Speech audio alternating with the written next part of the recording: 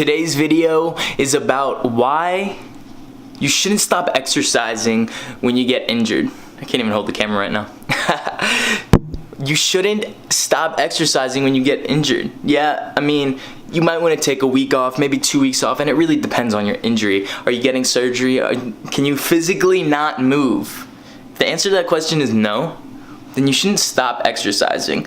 And in fact, all you should really do is adapt your program to fit what you can and cannot do, to fit where you feel pain and where you don't feel pain, right? So in January, I partially tore, aka a sprained my right labrum, right? So that's the ligament that pretty much holds your humerus, right? So this bone right here into the socket of your shoulder, all right? So that's a ball and socket joint. So the reason you shouldn't stop exercising is because all that's gonna create is more atrophy. Atrophy is the breakdown of things, and in this case, the breakdown of the muscle around that area. That area is already weak. That area is already demanding more supplies, more proteins, more amino acids, more of everything, so that it can create the structure to get it back to where it was, at least partially to where it was. Of course, it may never be the same, especially if it's something like a labrum tear. Now, if you just stop exercising, everything gets weaker. The muscles in the area get weaker, and the muscles in the area are so important because they are support. They are the reinforcements to the main players, which would be the ligaments, the tendons, whatever it is that you may have injured. The muscles create support. It's like if you had a ton of beanbag chairs and you push them up against one person. You had one person standing there, they were balancing themselves. You had 5 people around it with beanbags and you just pushed up. That person would be very well supported. They wouldn't move, right? Now that's a ridiculous example, but that's exactly what muscles are and how muscles function as stability. Your knee joint, for example, is a very, very weak joint. Very weak. It's like if 2 of my fists were touching each other. That's it.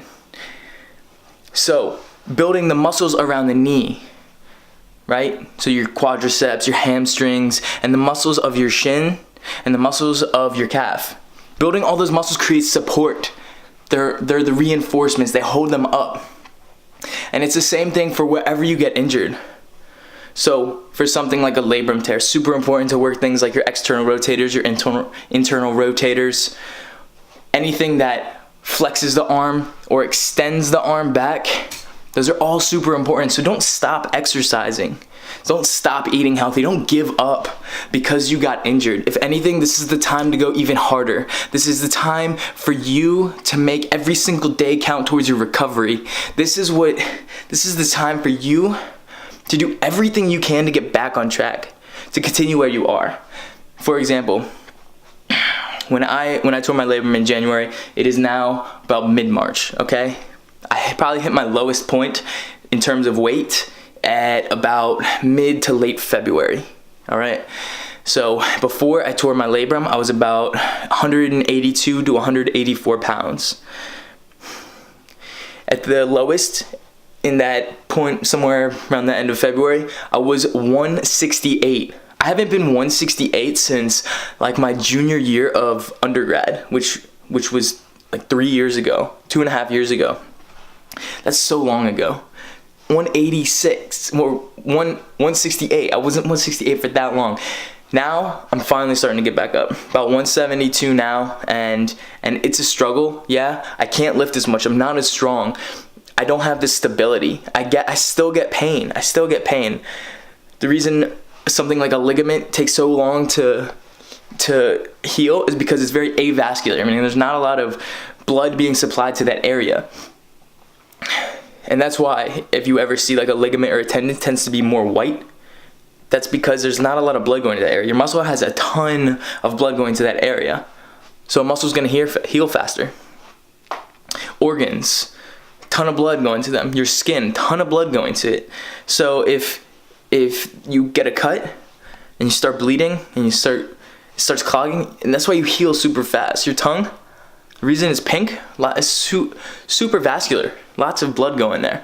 Your tongue is actually said to be the most quickly regenerating part of your body, muscle in your body. Also the only muscle that's connected on one side.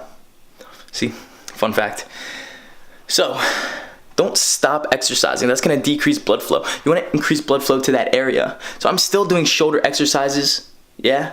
Maybe they're not as heavy. Maybe they're not as fluid. Maybe my form is a little bit bad because I have to compensate slightly. Now, my form isn't horrible to the point where I'm injuring myself even more, but I'm still working that area. I'm still getting blood flowing to that area. I'm still working my biceps and my triceps so that the blood has to go through my shoulder to get there. Now, it's not like it perfuses through your shoulder to get there, but as you do bicep and tricep exercises, you do have a lot of stabilization using the shoulder. So that means the muscles are working. So that means you're getting blood to that area. So, just a final thought, don't stop. Just figure out what you can do. Seek help. There's so many resources out there, especially on YouTube, here on YouTube, to find people and strategies that will help you continue to work out despite an injury. Find what is painful and don't do it. And then do something else for that area that's less painful or not painful at all, preferably not painful. If you feel sharp pain, stop immediately. Use these strategies to increase your recovery speed so you can get back to hitting your goals as quickly as possible. If you have any questions, put them in the comments below. DM me either here or on Instagram. You can find me on Instagram at Trevor Lomax. And I'll see you next time.